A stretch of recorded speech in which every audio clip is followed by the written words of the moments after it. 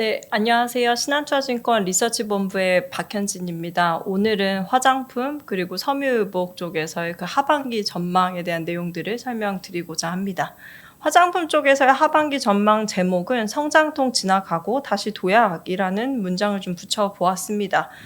작년 하반기에 크나큰 조정의 시기를 좀 겪고 그 이후에 실적이 담보되어서 다시 한 번 더 주가가 랠리를 보여주고 있는 상황인데 이 현 시점에서 화장품을 다시 봐야 되는 건지에 대한 부분들을 짚고 넘어가 보자 합니다. 우선 키워드를 좀 설명을 드리면요. 올해 상반기에 이제 불황형 소비 트렌드가 지속적으로 누적되는 상황이었었고 이 추세는 올해 하반기에도 계속될 거라 보고 있습니다. 이 상황 속에서 화장품 섹터는 수출 성장을 동력 삼아서 매출 성장과 이익률의 방향성을 계속해서 올려가는 기업들이 다수였다라 보시면 좋을 것 같고요. 하반기에도 마찬가지로 매출 성장과 ROE의 상승이 예상되는 기업들 위주로 밸류에이션의 리레이팅의 기회를 좀 볼 수 있게 되지 않을까라고 좀 정리 드리고자 합니다. 우선 상반기 어땠는지 좀 먼저 살펴보고 가시면요. 대형사들, 중소형사들 합산 매출과 영업이익률의 추세가 나와 있습니다. 보시면 대형사들은 작년에 이어서 올해도 꾸준히 매출과 이익이 개선되는 흐름으로 좀 보입니다. 다만 중소형사들, 사실 작년에 중소형사들의 실적 성장 추세가 굉장히 강했었던 거에 비하면 약간의 그 성장률의 폭이 좀 기울기가 완화되는 모습이 좀 있고요. 다만 다행히도 중소형사들도 영업이익률의 추세는 꾸준히 우상향의 모습을 보여주고 있더라라는 부분들이 긍정적일 것 같습니다. 다만 대형사들에 비하면 중소형사들은 성장률의 기울기가 조금 완화되는 추세가 좀 있고 그에 반해서 대형사들은 중소형사에 비해서 조금 더 꾸준하게 올라가주는 모습이 있기 때문에 올해 들어서는 중소형사에 비해서 대형사들에 대해서 조금 더 콜을 많이 드리고 있는 상황인 것 같긴 합니다. 마찬가지로 작년 그 인디뷰티 브랜드사들의 수요에 의해서 ODM사들도 실적이 꾸준히 늘어나고 있는 추세고 이러한 흐름은 올해도 하반기까지 지속될 거라고 좀 예상이 듭니다. 사실 이런 여러 가지 수출 성장을 동력 삼아서 실적에 대한 모멘텀이 워낙에 강하다 보니까 이미 1분기 실적에서도 이미 확인이 많이 되었죠. 그러다 보니까 주요 화장품사들의 코스피 지수 대비해서의 주가 수익률은 굉장히 많이 솟아 있는 상황이고요. 이 상황 속에서 누가 더 갈 수 있을지 그리고 밸류에이션 리레이팅이 실제로 어디까지 가능할지에 대한 부분들을 고민을 많이 하게 되는 상황이죠. 거기에 제가 조금 더 좀 첨언을 드리자면 사실 가장 베스트한 케이스는 화장품사들의 매출 성장률이 높게 유지되면서도 ROE의 방향성이 위로 향하는 회사들이 밸류에이션의 기준점 대비해서 리레이팅이 가능하다라고 보는 편이고요. 반대로 매출 성장률이 고르게 유지되더라도 ROE의 방향성이 아래로 향한다라고 하면 PER은 디레이팅이 불가피하다라고 봅니다. 대다수의 화장품 회사들은 매출 성장률이 높게 유지되면서도 ROE의 방향성이 위로 향하는 경우가 다수입니다. 그러다 보니까 최근에 화장품사들의 PE 밸류에이션을 보면 기준점 20배에서 한 23배까지 하율증을 받아가는 기업들이 하나둘 생기고 있는 상황이고요. 반대로 이제 매출 성장률이 높게 유지되더라도 ROE 방향성이 아래로 향하게 되는 회사로서 디레이팅의 가능성을 염두하게 되는 실리콘2 같은 기업들이 있더라라는 부분들도 같이 보시면 좋습니다. 제가 여기서 말씀드리고 싶었던 거는 과거 대비해서의 그 화장품사들의 매출 성장률 그리고 과거 대비해서의 ROE 레벨 대비해서 PER의 괴리가 많이 벌어져 있다라고 생각이 들고요. 이 괴리를 좀 좁혀줄 수 있는 요 타이밍이 앞으로의 한 2-3개월이지 않을까라고 보는 부분들이 큽니다. 다행히도 1분기에 호실적을 발표했던 기업들이 다수 2분기, 3분기 실적에 대한 톤이 굉장히 높게 유지되고 있는 상황이고요. 결국은 밸류에이션 리레이팅의 기회가 여기서 온다라고도 볼 수 있겠습니다.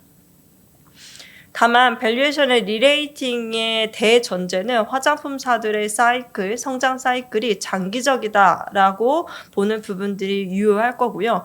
제가 작년부터 올해 내내 꾸준히 말씀드렸던 부분들이 한국의 이 K 인디뷰티 브랜드가 서구권에서 장기 성장 가능한 이유로서 신규 카테고리 중심의 성장이 있다라는 부분들을 계속해서 강조해서 말씀을 드리고 있습니다. 좋게 설명하면 정말로 미국의 MZ세대들이 본래는 잘 쓰지 않았던 카테고리 중심으로 한국 브랜드들이 점유율, 침투율을 높여나가고 있더라라는 부분들을 설명을 드려요. 그러다 보니까 중국 브랜드와의 경쟁 강화, 그리고 미국 로컬 브랜드들의 인디뷰티 브랜드들의 많은 어떤 발생, 실제로 경쟁이 격화되는 부분들, 그리고 더불어서 관세가 올라가는 어떤 영향들에 있어서 한국 화장품사들의 수요가 쉽게 꺾이기는 좀 어렵다라고 보는 부분들이 있었었죠. 여전히 미국 화장품 시장 안에서의 한국 화장품 점유율은 2%에 불과하다라고 보고 있습니다. 이 숫자가 3%, 4%대까지 올라가는 거에 있어서 다수 화장품사들, 한국 화장품사들의 실적에는 큰 기여를 하게 될 것이다 라고 보는 부분들이 있다라고 봐주시면 좋을 것 같아요. 여전히 미국 아마존 뷰티 매출 안에서 K뷰티 침투율은 꽤나 높게 올라가고 있는 모습입니다. 그렇지만 아직도 4%에 불과하기 때문에 이 부분들이 꾸준히 올라가는 추세라는 부분들을 염두에서 보시면 좋을 것 같고요. 게다가 이제 미국 내 카테고리별 경쟁 우위에서 봤을 때 여태까지는 한국 브랜드들이 보통은 스킨케어, 그리고 립케어, 마스크팩 같은 어떻게 보면은 스킨케어 라인 쪽에서 조금 더 강세를 보이는 측면들이 있었습니다. 최근에는 넥스트 성장 카테고리로서 립 메이크업을 포함해서 색조 쪽에서 한국 브랜드들이 점유율을 높여가고 있는 추세가 상당히 긍정적이라 생각이 듭니다. 예를 들어서 사실 이 색조 브랜드가 미국에서 점유율을 높여가는 게 꽤 의미 있다라고 보는 이유가 사실 기초 아이템 같은 경우는 피부색에 상관없이 흑인도 백인도 다 같이 공용적으로 쓸 수 있는 부분들이 크지만 색조는 피부색에 영향이 굉장히 많이 받고 있고, 그러다 보니까 한국의 색조 브랜드가 미국 가서 잘 되기랑 굉장히 많은 비용과 시간을 수반하게 됩니다. 그러다 보니까 사실 이런 비용의 부담을 지고도 미국 시장에 진출해서 성과를 내는 색조 브랜드가 더 높은 평가를 받게 될 가능성이 높다라는 부분들을 설명을 드려요. 특히 최근에 미국 시장 안에서는 한국 브랜드의 대표되게 그 쿠션 팩트라는 아이템이 미국 시장 내 입지를 높여나가고 있는 추세입니다. 실제로 이 쿠션 팩트라는 아이템도 어떻게 보면은 미국 MZ세대들이 잘 쓰지 않았던 뉴 카테고리에 해당이 되기 때문에 이런 쿠션 팩트가 한국 브랜드들이 대표가 되어서 미국 시장 내 점유율을 높이고 있다는 것은 상당히 유의미한 그림이라고 보고 있고요. 이 또한 한국 화장품의 성장 사이클의 어떤 수명을 조금 더 연장하게 되는 포인트가 된다라고 생각이 듭니다. 대한민국 수출 규모에서 한국 화장품이 차지하는 비중은 꾸준히 오름세를 보여주고 있고요. 이제는 아시아에서 미국으로, 그리고 미국에서 만들어진 입지를 기반 삼아서 유럽으로 다시, 그리고 일본 혹은 다시 한국, 더 나아가서는 중국에서 다시 한 번 더 한국 브랜드들이 수출의 판로를 개척하게 되는 상황이라 생각이 듭니다. 특히 최근에 중국 쪽이 경기 부양에 대한 의지치를 굉장히 강하게 보여주고 있고, 여기에 과거만큼은 아니더라도 한국 브랜드들 중에 일부는 중국 시장에서 조금 더 출점의 여력을 높여가고자 하는 회사들이 있기 때문에 이런 기업들을 토대로 해서 중국에서의 성과를 좀 더 기대해 볼 수 있는 상황이 되지 않을까라고 보고 있습니다. 사실 중국 시장에서 한국 브랜드들은 과거마치 입지를 높여가기에는 경쟁력도가 워낙 강합니다. 중국 시장은 미국의 여러 브랜드들, 그리고 이제 유럽의 여러 브랜드들, 또한 또 중국의 로컬 브랜드들이 시장을 꽉 잡고 있기 때문에 한국 브랜드들이 과거처럼 뭔가 중국 시장에서 성과를 내기에는 굉장히 어려운 환경이라 생각이 드는데요. 일부 브랜드들에 한해서는 또 중국의 티몰 같은 데서 순위가 올라오는 등의 성과를 내고 있는 부분들이 있기 때문에 이런 기업들을 찾아서 우리가 팔로업 해볼 필요는 있겠더라라는 점을 말씀을 드려요. 종목단에서는 우선 브랜드사 최선호로 APR을 설명을 많이 드립니다. 그리고 ODM사 최선호로 코스맥스, 한국코마에 대해서 이제 많이 선호 의견 드리고 있고요. 다만 세 개의 기업 모두 주가가 많이 올라 있는 상황입니다. 사실 세 개사 모두 하반기 매출이 대체로 20% 이상 성장을 할 거라고 보는 부분들이 크고, 특히 이 레버리지 효과가 좀 극대화되는 추세가 있어서 세 개 회사 모두 2, 3, 4분기까지 통틀어서 봤을 때 실적에 대한 컨센서스, 그러니까 시장의 컨센서스를 높여갈 수 있는 쪽에 속한다라고 생각이 듭니다. 다만 APR은 지금 현재 PE 멀티플이 올해 기준으로 23배, 24배까지 올라 있는 상황이라서 아까 제가 말씀드렸던 PE 레벨의 그 할증, PE 레벨의 리레이팅의 요소에 이미 좀 시장이 반응을 하고 있는 상황이라는 생각이 들고요. 코스맥스 한국코마는 그에 비하면 2분기, 3분기 실적에 대한 눈높이가 아직은 좀 더 올라갈 여지가 있을 수 있는 쪽이지 않나라는 생각이 좀 들어요. 게다가 코스맥스 같은 경우는 중국 법인이 크죠. 그래서 중국의 어떤 내수 부양 체계에 의거해서 코스맥스의 중국 법인 실적이 개선될 여지가 있을 수 있다라는 부분들도 투자 아이디어가 될 수 있다라고 보고 있습니다. 그 외에 중장기 선호주로는 아모레퍼시픽을 말씀을 드리는데요. 제가 연초부터 아모레퍼시픽을 말씀을 드렸지만 아모레퍼시픽은 지금 당장 좋아져서 산다라기보다는 사실은 연중 놓고 봤을 때 아모레퍼시픽은 지금이 가장 바닥이기 때문에 제가 계속적으로 콜을 드리고 있는 회사라고 생각해 봐 주시면 좋습니다. 사실 코사렉스를 제외한 미국 그리고 유럽 그리고 아시아 쪽에서의 실적이 개선되는 추세가 긍정적이고요.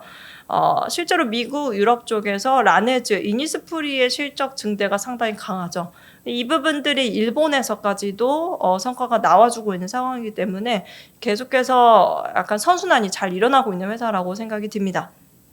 그 외에 하반기 관심 중소형사로 CNC 인터내셔널, 아이패밀레스C, VT 혹은 뭐 코스메카 코리아 같은 중소 OEM사까지도 이제 말씀을 드리고 있습니다. 다만 CNC 인터내셔널은 최근에 M&A 관련된 이슈가 조금 더 주가에 영향을 크게 주고 있는 상황이기 때문에 그 외에 실제 실적으로 볼 수 있는 아이패밀레스C나 VT 등등이 요새 이제 중국이나 미국 쪽에서 실적 기대감을 높여갈 수 있다는 점에서 업데이트의 가치가 높은 쪽이라고 생각을 하고 있습니다. 바로 넘어가서 의복도 설명드려보도록 할게요. 서밋의복의 하반기 전망 제목은 살아나는 불씨입니다. 사실 의복 시장은 어디까지나 호황기였던 적이 별로 없습니다. 제가 업을 한 15년 정도 보는 기간 동안 사실 의복은 딱 한 번 2020년도 이후에 2021년도 기저효과에 따른 어떤 수혜 혹은 내수의 소비가 각국에서 쏠릴 때가 가장 의류는 좋았던 시기였던 것 같아요. 다만 지금은 이 시기가 지나가고 어떻게 보면 정상시장에서 이 의류의 업황을 봐야 되는 상황이기 때문에 사실 의류의 업황이 그렇게 막 좋다 혹은 내수가 좋아질 것 같아서 의류가 좋아질 것이다 라고 섣불리 얘기하진 않습니다. 여기 보시면 브랜드사들의 합산 매출과 뭐 OEM사들도 마찬가지지만요. 실적의 추이가 약간 아까 화장품사들에 비하면 계속해서 좀 옆으로 횡보하는 흐름이 굉장히 보이죠. 사실 상반기 대비해서 반기의 흐름을 비교해보자라고 하면 영업이익률은 꾸준히 개선되는 흐름이 좀 있습니다. 과거 대비하면 브랜드사들이 재고를 보수적으로 평가를 하는 추세가 좀 있고, 그리고 마케팅비나 여러 이제 그 유통 채널에 들어가는 지급 수수료의 항목을 좀 절감해서 가는 분위기가 있기 때문에 영업이익률의 추세는 개선되긴 하지만 성장이 없다라는 부분들이 항상 좀 브랜드사들을 볼 때 좀 숙제가 되는 상황인 것 같습니다. OEM사들도 마찬가지인데요. OEM사들도 상황이 크게 다르지 않은 게 OEM사들은 2023년에 비하면 24년도가 기저효과에 의해서 실적이 회복되는 그림처럼 보이긴 했으나 25년도도 딱히 모멘텀 있게 뭔가 아까 다른 화장품사들 그리고 다른 해외 쪽에서 모멘텀을 가져가는 소비재사들에 비하면 그렇게 모멘텀이 있다라고 보여지진 않아요. 특히 영업이익률의 반기 추세가 내려가고 있음을 보시면 사실 지금 요새 OEM사가 그렇게 좋지만은 않구나라는 부분들이 아마 한눈에 정리가 되시리라 생각이 듭니다. 그러다 보니까 일부 뭔가 테마에 엮여서 가는 브랜드사들을 빼고는 주가가 그렇게 좋은 흐름을 보여주고 있지는 않아요. 그나마도 FNF가 최근에 좋은 흐름을 보여주고, 또한 뭐 감성 코퍼레이션 같은 기업들이 주가에 좋은 흐름을 보여줬던 건 중국 실적에 대한 기대감 때문이라고 보시면 됩니다. 그리고 OEM 쪽에서도 영업력만이 주가의 흐름이 코스피 지수 대비해서 아웃퍼폼하는 모습이 있었었는데, 이것 또한 실적에 대한 기대감보다는 뭔가 밸류업에 대한 기대감, 그리고 지배구조 재편에 대한 기대감이 조금 주가에 크게 좀 반영이 되고 있는 상황이라 생각해 봐 주시면 좋을 것 같아요. 국내 의류 소매 판매액은 0에서 왔다 갔다 합니다. 계속해서 의미 있게 성장을 보여주는 모습은 아니고요. 실제로 가구당 소비 지출에서 의류 신발이 차지하는 비중은 꾸준히 우하향의 흐름을 보여주고 있는 상황입니다. 그러다 보니까 이런 상황 속에서 내가 뭔가 내수가 좋아서 의복을 삽시다라고 얘기하기엔 굉장히 조금 어려운 상황이라고 보시면 좋을 것 같아요. 다만 그래도 내수 부양책의 기대는 실적 회복의 가능성은 있다라고 좀 생각이 들고요. 과거의 추세를 봤을 때 추경 6개월 전 그리고 추경 6개월 후를 비교해 봤을 때 뭐 여러 각가지의 소매 품목의 소매 판매액의 증감률은 반전이 되는 흐름이 좀 있다더라라는 부분들만 참고해 봐 주시면 좋습니다. 다만 이게 주가에 영향이 있는지의 여부는 제가 딱히 지금 자신 있게 설명드리지는 못할 것 같아요. 없었으니까요. 중국에 대해서 기대를 해보면 어떨까라는 생각이 듭니다. 중국의 명확한 내수 부양 기조가 브랜드사들에게도 플러스 영향을 주지 않을까라는 부분들이 좀 있고요. 실제로 작년 하반기부터 중국이 경기를 부양하고자 하는 굉장히 큰 의지치를 많이 보여주고 있는 상황이고, 그러다 보니까 중국의 소매 판매 그리고 의복의 소매 판매의 성장률 자체가 약간의 좀 플러스로 돌아서는 그림이 좀 나옵니다. 그러다 보니까 중국에 익스포저를 두고 있는 혹은 앞으로 익스포저를 두게 될 회사를 갖다가 보는 게 어떨까라고 아이디어를 드리고요. 다만 2019년 이전, 그러니까 코로나가 터지기 이전에, 그러니까 중국의 경기가 굉장히 좋았을 때와 비교한다라고 하면 한국 브랜드들의 중국 출점수 추이는 현저히 부족합니다. 다만 완전히 없었던 출점에 대비하면 YOY로 혹은 전년 동기 대비해서는 꾸준히 출점이 늘 수 있다라는 부분들에 착안하여서 의류주를 보시면 좋을 것 같아요. OEM사들은 보시면은 미국에 대한 어떤 업황이 상당히 중요합니다. 근데 이 부분들을 보시면 좋을 것 같아요. 사실 딱 이 도표 하나만 보시면 되는데요. 미국 의류 재고 비율입니다. 미국 의류 재고 비율이 다시 올라갑니다. 제가 원래 의류 OEM사들에 대해서 바닥콜을 드렸던 시기는 2023년 전후해서라고 보시면 좋을 것 같고요. 사실 재고가 많이 떨어지는 줄 알았는데 최근에 절대 재고액이 더 이상 줄지 않고 있고 오히려 좀 오름세가 좀 있죠. 그리고 재고 비율은 다시 올라갑니다. 이렇게 재고 비율이 다시 올라가는 상황 속에서 하반기 OEM사들의 실적에 대한 어떤 좀 자신감이랄까요? 장담을 할 수 없는 상황이 된다라고 보고 있기 때문에 OEM사들에 대한 어떤 실적에 대한 모멘텀을 크게 보기는 좀 어려울 수 있다라는 부분들을 참고해 봐 주시면 좋을 것 같아요. 마지막으로 종목단입니다. 의류에서 아까 제가 정리드렸지만 부양책, 특히 한국도 중국도 경기 부양책에 대한 기대감 혹은 테마를 같이 가져갈 수 있는 회사를 묶어서 보는 게 좋겠더라라고 설명을 드립니다. 가장 대표적인 회사가 FNF일 거라고 좀 보고 있고요. FNF는 지금 내수 실적이 상당히 안 좋았던 경우입니다. 실제로 국내 실적이 20% 이상 역성장을 계속 좀 보여주고 있는 상황이었었어요.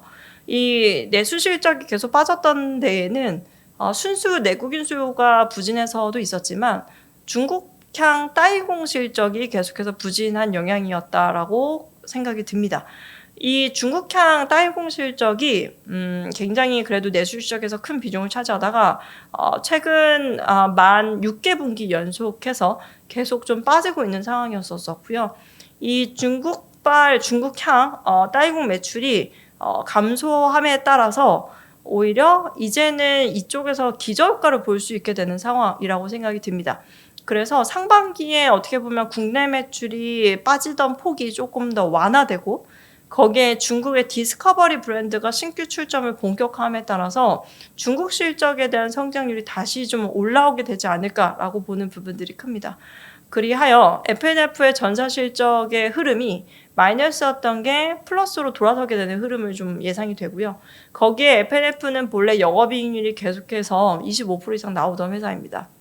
사실 요새 미국도 그렇고 여러 수출을 매개로 해서 주가가 올라가건 혹은 실적이 개선되는, 실적이 굉장히 크게 성장하는 그런 기업들의 흐름을 보시면 대부분은 주가가 많이 올라 있죠. 이런 주가가 많이 올라 있는 기업들에 대해서 계속해서 좋게 보자라고 얘기하기보다는 사실 F&F는 성장률이 돌아서면서 영업이익률, 특히 ROE가 여전히 20% 이상 높게 유지가 되는 기업으로서 오히려 현재 PER 레벨은 7, 8배밖에 안 됩니다. 그게 굉장히 매력적이어 보이는 경우인 것 같아요. 그래서 하반기 의류 토픽, 사실은 어떻게 보면은 화장품과 의류를 통틀어서도 놓고 봤을 때 가장 지금 어떻게 보면은 저밸류 매력이 부각될 수 있는 경우라고 보아져서요.